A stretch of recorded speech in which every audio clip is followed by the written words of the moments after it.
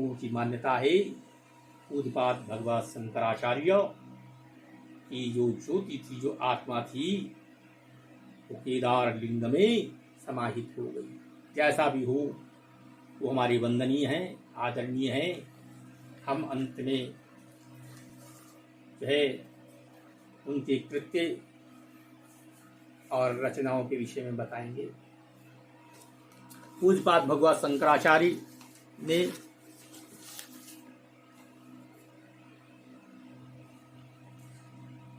चूंकि उन्होंने अनुभव कर लिया था कि शस्त्र और शास्त्र दोनों एक ही जगह स्थित हों तभी सफलता हो सकती है। क्या कारण था, शंकराचार्य सफल हुए, स्वामी दयानंद सरस्वती फेल हो गए और बुरी तरीके से फेल हो गए। यहां तक कि उनको विष भी दिया गया और विष उनके मृत्यु का कारण भी विष ही हुआ। मैं जहां तक समझता हूं, स्वामी दयानंद सरस्वती के शिष्य इस योग्य नहीं थे कि उनको पुनर्जीवित कर पाते। भारत के किसी भी नरेश का उनका सहयोग नहीं प्राप्त था। ये हमारी परंपरा है, शस्त्र और शास्त्र जब दोनों होंगे, शस्त्रम रक्षते राज्यम शास्त्र चित्ता प्रवर्तते। शास्त्र की रक्षा तभी होगी जब आपका शस्त्र मजबूत होगा। पराजित का कोई धर्म नहीं होता, पराजित की संस्कृति नहीं होती, पराजित व्यक्ति का कोई भी आत्मसम्मान नहीं होता। उन्होंने देखा आज सुधन्मा है, कल सुधन्मा नहीं रहेंगे, तो कोई ठोस व्यवस्था बनाई जाए। सन्यासियों की कोई स्थिति नहीं थी, बौद्धों के कारण सन्यास धर्म कमजोर हो गया था। इधर मीमांसक लोग सन्यासियों को पर्याप्त आदर नहीं देते थे। उनकी सोच ये थी, लूले लेंगड़े कामचोर अपाहिज सन्यासी बनते हैं। शंकराचार्य ने इस मान्यता को दुरुस्त करने का प्रयास किया। शास्त्र के रूप में उन्होंने 4 मठों की स्थापना की, जिसकी चर्चा हम बाद में करेंगे।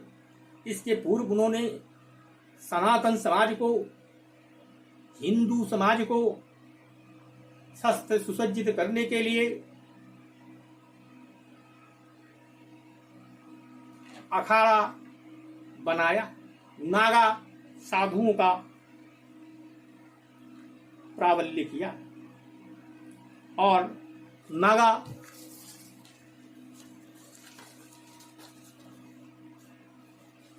साधु इसलिए बनाए गए कि वो शास्त्र की रक्षा को प्रवृत्त हो, शस्त्र से संपन्न हो। कई बार मुझसे पूछते हैं, पंडित जी इन सन्यासियों को शस्त्र धारण की क्या आवश्यकता? सन्यासी हैं तो इनको शस्त्र से क्या मतलब? राम का भजन करें। शायद तो नागाओं का इतिहास नहीं जानते। नागाओं का इतिहास त्यागमय रहा, धर्म के लिए समर्पित एक योद्धा का रूप रहा। भारतीय सनातन समाज के ये सैनिक रहे, शस्त्र से सुसज्जित किया और अखाड़ा बनाए। इनमें पहला अखाड़ा जो है आवाहन अखाड़ा, अटल अखाड़ा, अग्नि अखाड़ा, महानिर्वाणी अखाड़ा, आनंद अखाड़ा और जूना अखाड़ा। ये 6 अखाड़ा है और ये अखाड़े सब एक दूसरे से मिलेंगे। ये सांकरी पीठों के अधीन रहेंगे और चूंकि सारे अखाड़े उत्तर भारत में हैं, लिहाजा ये ज्योतिर्मठ बद्रिकाश्रम पीठ के अधीन रहेंगे। माने जो हमारा आचार्य होगा वो गुरु होगा और शस्त्र से सुसज्जित होकर पूरे समाज की सुरक्षा करेंगे। विदेशियों ने हम पर जब कब्जा किया, उन्होंने अपनी पूरी चीज सुरक्षित रखी, उन्होंने अपना राज्य सुरक्षित रखा। इंग्लैंड में आज भी राजा है, उन्होंने अपना पोप सुरक्षित रखा जो गुरु है। हमारे यहां विकृत कर दिया, राज्य नष्ट हो गया, भारत पराधीन हो गया, मठों को कमजोर किया गया, मठ कमजोर हो गए, मठ नष्ट होने के कगार पर पहुंच गए। जिन अखाड़ों को सनातन धर्म की रक्षा करनी थी, वो अखाड़े अपने आपस में लड़ रहे। उससे पूछते हैं कि ये अखाड़े आपस में लड़े क्यों, इनका क्या कारण है? इन्होंने समाज के लिए क्या किया? इन्होंने समाज के लिए बड़ा त्याग किया, जगह जगह तीर्थों का उद्धार किया, रक्षा की, सुरक्षा की। आज जिस आप राम जन्मभूमि की बात कर रहे हैं, हिंदू महासभा तो बाद में आई, विश्व हिंदू परिषद तो मजबूरी में आया, राजनीतिक लाभ के लिए आया। सबसे पहले निर्मोही अखाड़ा ने टक्कर ली मीरबाकी की सेना से। जब निर्मोही अखाड़ा के सैनिक नागा साधु मर गए, तब मीरबाकी ने इस पर कब्जा कर पाया। कितने साधुओं का खून बहा, पर ये चीज हमको ना तो विश्व हिंदू परिषद बताती है, ना आरएसएस बताती। क्यों बताएंगे? अखाड़ों की महिमा क्यों सुरक्षित रखेंगे? उनका तो इसी में फायदा है, सनातन ध्वस्त हो जाए और एक रूप में केवल विश्व हिंदू परिषद ही बचे। मैं निर्मोही अखाड़ा को जो प्रमुखता नहीं दी गई जन्मभूमि में, मैं उसकी घोर निंदा करता हूं, कटु आलोचना करता हूं और भगवान से प्रार्थना करता हूं, जिस निर्मोही अखाड़ा ने बलिदान दिया, रक्त बहाया, उस निर्मोही अखाड़ा को राम जन्मभूमि मिलनी चाहिए। ये लालची बात नहीं है, उनको कोई सत्ता की कामना नहीं है।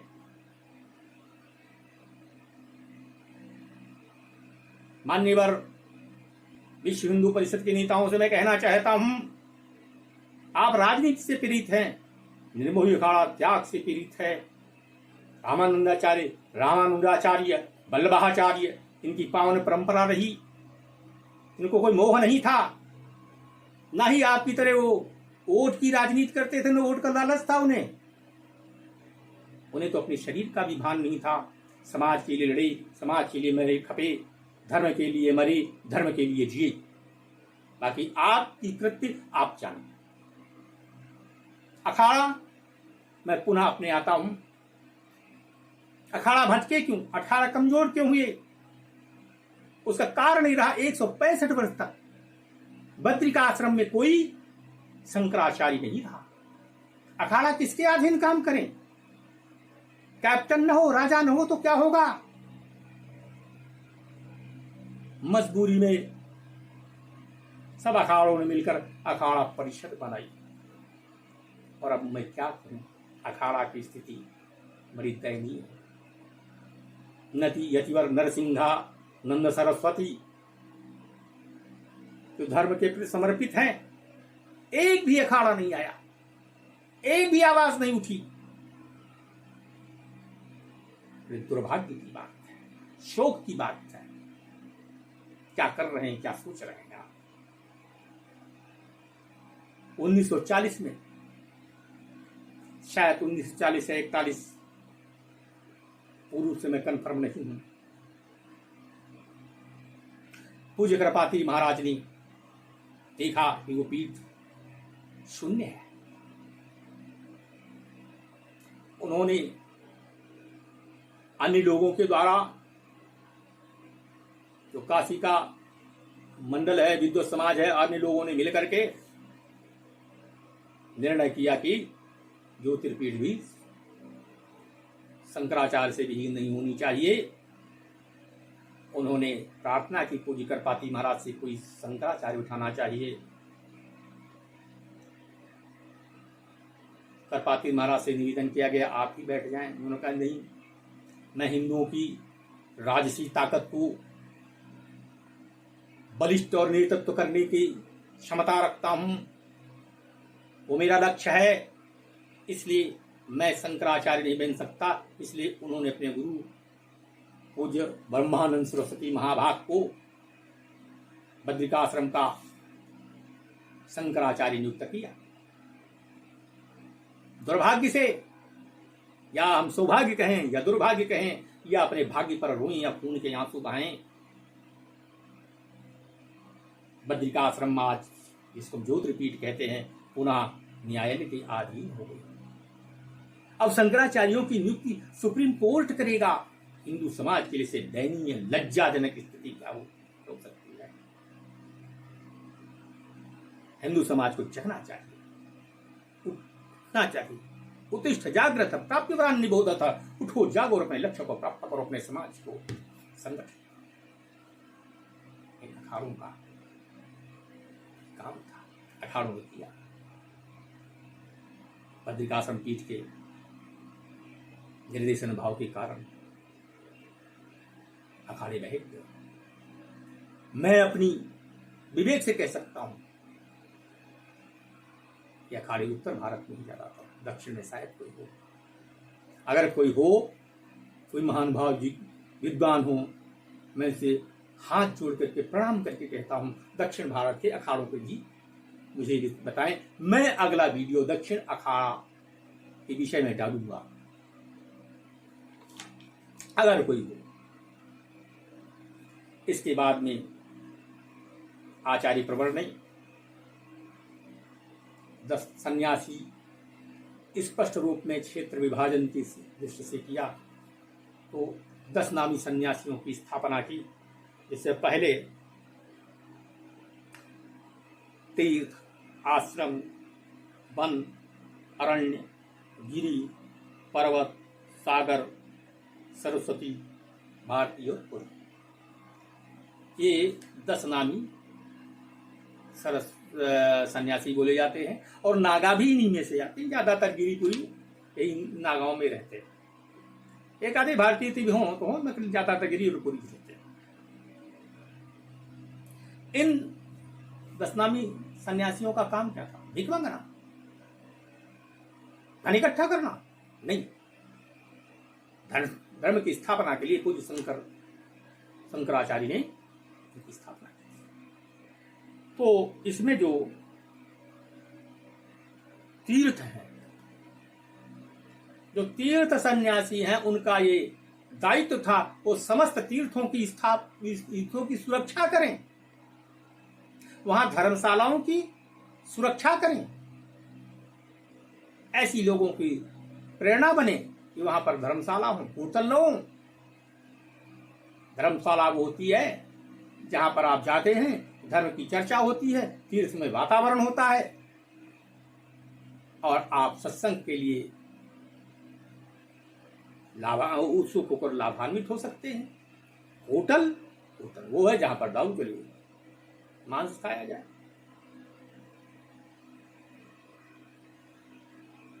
और हमारे मोदी जो काशी को कुतुब बना रहे हैं। अरे मोदी जी, काशी को काशी ही रहने दीजिए, काहे काशी की नाश मारे हैं आप।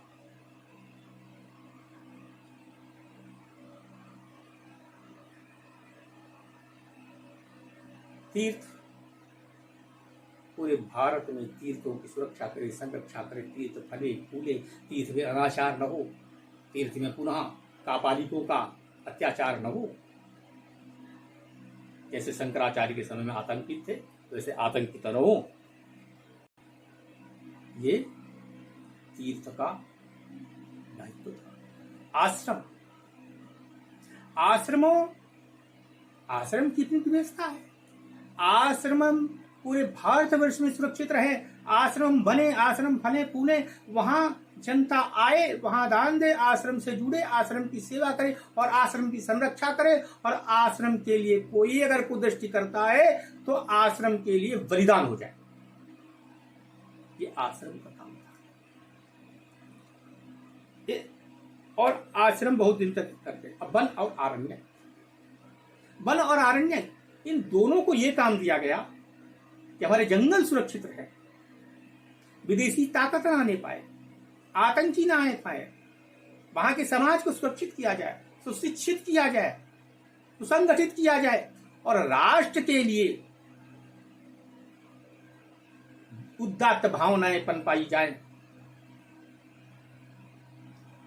इनको गृहस्थ ब्राह्मणों से जोड़ा जाए, इनको सिखाया जाए वयम राष्ट्रीय जगामाम पुरोहिता, हम लोग राष्ट्र को जगाने वाले पुरोहित हैं, भीख मांग करके खाने वाले नहीं हैं। पुरोहित जो पूरा हित करे और जो अपना हित करे वो पुरोहित नहीं हो सकता। अग्निमीडे पुरोहितम, ऐसा वेद में कहा गया, क्योंकि अग्नि आगे ले चलती है और पुरोहित अग्नि को स्वरूप माना गया है। अग्निमीडे पुरोहितम यज्ञ होतारम रत्नधातमम, वेद की शुरुआत।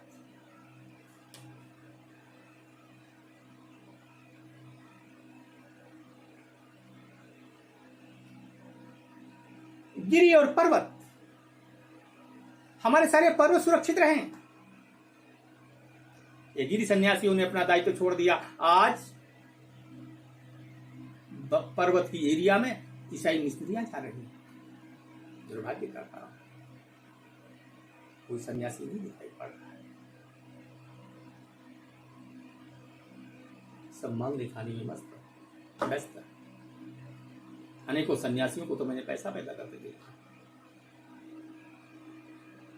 निमसार में मैंने ऐसे लोगों को देखा है, इनका कमंडल और दंड तैयार रहता था। हैं गृहस्थ, कमंडल लिया, दंड लिया, सूत्र जो है जेलों में टांग दिया, सूखा कटवा भी सन्यासी हो गए। भगवान भला करे इन लोगों से। ये काल में ही है सनातन धर्म के, और सनातन धर्म के इन्हीं दुष्ट लोगों से सतर्क होना पड़ेगा। यही हमारे असली शत्रु है, बाहर के शत्रु हैं। जब तक हम अपने शत्रुओं का विनाश नहीं करेंगे तब तक हम उन्नति नहीं कर पाएंगे, शांति नहीं स्थापित कर पाएंगे और भविष्य में हम जिंदा भी नहीं रह पाएंगे। तो ये हमारे वन और आरण्य ये हो गए, गिरी और पर्वत, इनको पर्वत की सुरक्षा दी गई, हमारे पर्वत सुरक्षित रहे। सागर, जो हमारे सीमा में सारे सागर हैं, गंगा सागर है, हिंदू महासागर है, अरबन सागर है। अब आप उसको अरब सागर कहेंगे, लेकिन मैं तो उनको अरबन सागर ही कहता हूं। ये हमारे सारे सागर सुरक्षित रहे। ये सागर सन्यासियों का काम है। दुर्भाग्य से वो भी अपनी ड्यूटी नहीं करते। अब आता है सरस्वती और भारती। सरस्वती भारती का क्या काम है? सारे आश्रमों में विद्या का प्रकाश करें, अनुसंधान करें, विद्वान गृहस्थों को जोड़ें, विद्वान सन्यासियों को पैदा करें, ब्रह्मचर्य आश्रम में दृढ़ लोगों को शोध के लिए प्रेरित करें, 32 विद्या और 64 कलाओं को पुनर्जागृत करके स्थापित करें। ये भारती और सरस्वती नामक आश्रम का काम है। भगवान सूर्य की आराधना गृहस्थ करें और प्रार्थना करें, हे प्रभु हमारी जो विद्या विलुप्त हो गई है, हे सूर्य भगवान उसको पुनः प्रतिष्ठित करें। गोवर्धनपुरी के शंकराचार्य पूज्य निश्चलानंद सरस्वती महाभाग कहते हैं, जो विद्याएं लुप्त हो जाती है वो सूर्य में समाहित हो जाती है और सूर्य किसी तपस्वी विद्वान के माध्यम से उनको पुनः उद्भासित किया। जैसे पूज्य शंकराचार्य ने कई विद्याओं को पुनः उद्भासित किया, व्यासपीठ का संशोधन किया, राजसत्ता का संशोधन किया। ये एक निश्चित